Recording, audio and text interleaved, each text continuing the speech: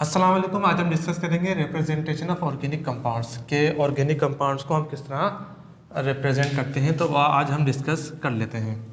मिसाल के तौर पर ज़रा देखिए, आपके पास जो है ऑर्गेनिक कंपाउंड्स जो होते हैं उनका फार्मूला क्या होता है, वो क्या होता है हाइड्रोकार्बन, यानी कार्बन और हाइड्रोजन पर मुश्तमिल होते हैं ऑर्गेनिक कंपाउंड्स।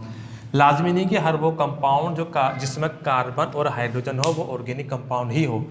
इससे पहले हमने एक वीडियो डिस्कस करी जिसमें हमने कैरेक्टरिस्टिक्स ऑफ ऑर्गेनिक कंपाउंड्स, जो कंपाउंड उन खुसूसियात पर पूरा उतरेगा वो आपका क्या कहलाएगा, ऑर्गेनिक कंपाउंड कहलाएगा। तो वो वीडियो आप देख लीजिएगा, इससे प्रीवियसली हमने डिस्कस किया है और कैरेक्टरिस्टिक्स ऑफ ऑर्गेनिक कंपाउंड है।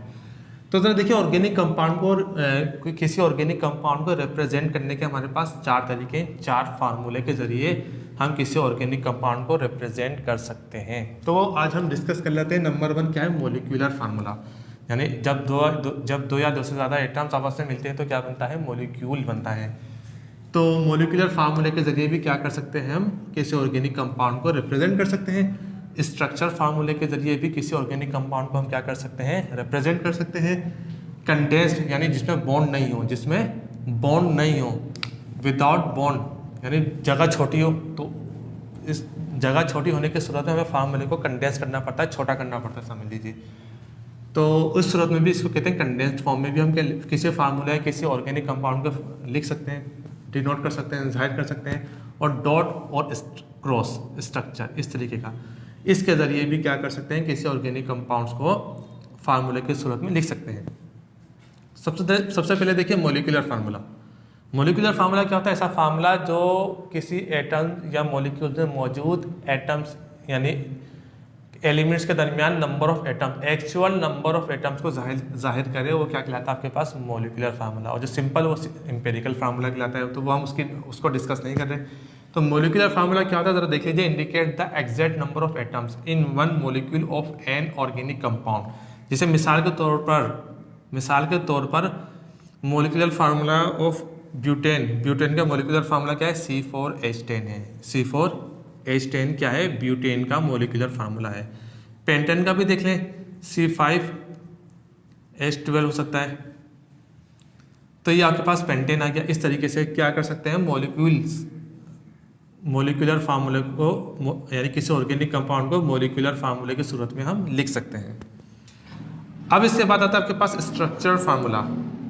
स्ट्रक्चर फार्मूला भी जरा देख लीजिए। स्ट्रक्चरल फार्मूला क्या होता है, exact arrangement of the individual atom of various element content in a molecule of a substance is represented by the structure formula. अब जरा देखिएगा, ऑफ अ कंपाउंड, यानी कि इसको मॉलिक्यूल को जो है स्ट्रक्चर के सूरत में साख्ती फार्मूला कहलाता है। बिटवीन बॉन्डेड एटम, इसमें क्या काम करते हैं, बॉन्ड फॉर्म में लिखते हैं, बॉन्डेड एटम्स, ठीक है। सिंगल भी हो सकता है, डबल भी हो सकते हैं, बहुत ट्रिपल बॉन्ड भी हो सकते हैं। Single covalent, double covalent, triple covalent, वो ये बात कर रहे हैं। And triple bonded by 3 lines, और सिंगल बॉन्डेड होगा तो सिंगल लाइन, डबल बॉन्डेड होगा तो डबल लाइन, और ट्रिपल बॉन्डेड होगा तो ट्रिपल लाइन। इसको कहते हैं सिंगल कोवेलेंट बॉन्ड, डबल और ट्रिपल कोवेलेंट बॉन्ड।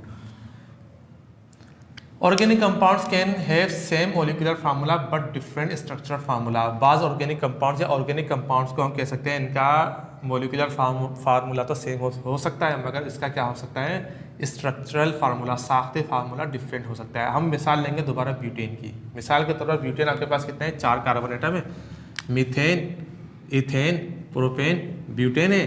तो उसमें क्या होगा, C4H10, जैसे मैंने आपको यहाँ लिख के दिखाया, C4H10 ये ब्यूटेन का फार्मूला। अब इसका स्ट्रक्चर फॉर्म में किस तरह लिखेंगे, इस तरीके से लिखेंगे। कैटिनेशन का अमल होता है कार्बन में।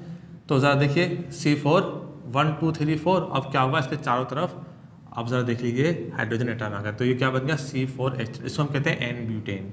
अब ज़रा एक और देख लीजिए, देखिए आइसोब्यूटेन, इसको हम आइसोब्यूटेन फार्मूला लिख देते हैं, आइसोब्यूटेन का भी स्ट्रक्चर देख लीजिए। देखिए इसमें देखिए, अब देखिए 1 2 3 4 एक सीरीज में थे, अब जरा देखिए इसमें सीरीज चेंज हो गई, इसलिए कहते हैं कि जो स्ट्रक्चर फार्मूला क्या होता है वो डिफरेंट हो सकता है। यहाँ देखिए स्ट्रक्चर फार्मूला हो गया ना different, methane, ethane, propane, butane. तब इसमें क्या होगा, हाइड्रोजन एटम्स इसमें लिंक होते जाएंगे बॉन्ड के थ्रू। तो इसको इसलिए कहते हैं कि स्ट्रक्चर फार्मूला क्या होता है, डिफरेंट होता है। देखिए ये डिफरेंट, और ये भी क्या हो गया, दोनों ब्यूटेन है, मगर क्या होगा, ये एन ब्यूटेन या आइसोब्यूटेन, तो डिफरेंट हो गया फार्मूला। अब ज़रा देखते हैं कंडेंस फार्मूला, कंडेंस फार्मूला की ज़रूरत कब पड़ती है? जब जगह कम होती है। तो बहुत बड़ा फार्मूला जैसे ये जगह कम है तो उसको कंडेंस कर देते हैं, समेट देते हैं। तो condense formula is the formula in which bonds to each carbon are omitted. इसमें क्या काम करते हैं? जैसे मैंने पहले बताया था आपको, बॉन्ड नहीं लिखे जाते, ओमिट कर देते हैं बॉन्ड में से। तो ज़रा देखिए इसमें भी मिसाल लेते हैं ब्यूटेन की। तो methane, ethane, propane, butane, C4 3 5 7 10। तो इस तरीके से देखिए ये ब्यूटेन का फार्मूला हो गया C4H10।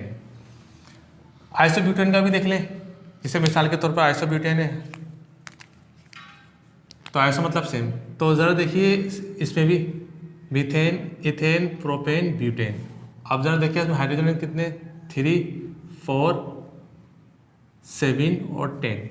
इस तरीके से हम क्या कर सकते हैं? इसका कंडेंस फार्मूला ब्यूटेन का और आइसोब्यूटेन का लिख सकते हैं। ये क्या होगा? CH3 हो जाएगा, CH3 इस तरीके से। डॉट एंड क्रॉस फार्मूले को हम क्या कहते हैं? इलेक्ट्रॉनिक फार्मूला भी कह सकते हैं। The dot and cross formula also known as the electronic formula. Electronic formula भी इसको हम कह सकते हैं। Depict sharing of dot and cross, यही डॉट एंड क्रॉस शेयरिंग कहते हैं इसको।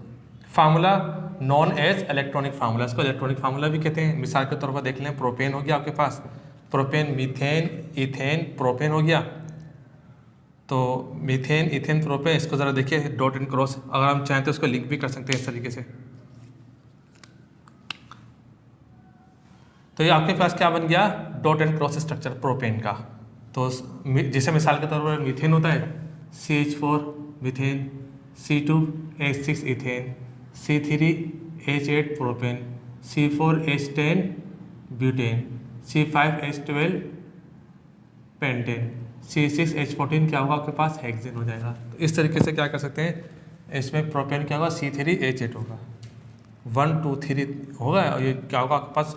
1 2 3 4 5 1 2 3 4 5 6। देख लें इस तरीके से आप इसको टेली कर सकते हैं, 6 7 8। तो ये आपके पास प्रोपेन का डॉट एंड क्रॉस स्ट्रक्चर आ गया। ब्यूटेन का भी देख लीजिए, methane, ethane, propane, butane, C4H10 होंगे। Methane, ethane, propane, butane. आगे चल के मैं होमोलोगस सीरीज के बारे में बताऊंगा आपको, डिटेल में बात करेंगे उस पर, तो फिर मैं आपको सिखाऊंगा ये सब। उसका भी स्ट्रक्चर देख लें, डॉट एंड क्रॉस स्ट्रक्चर। इसको भी हम क्या कर सकते हैं? इस तरह लिंक कर सकते हैं इस तरीके से। तो ये क्या होगा? 1 2 3 4 ये हो गया, 1 2 3 4 5 6 7 8 9 10। तो C4H10 हो जाएंगे ब्यूटेन। तो इस तरीके से आप डॉट एंड क्रॉस स्ट्रक्चर भी लिख सकते हैं। ये था आज का लेक्चर।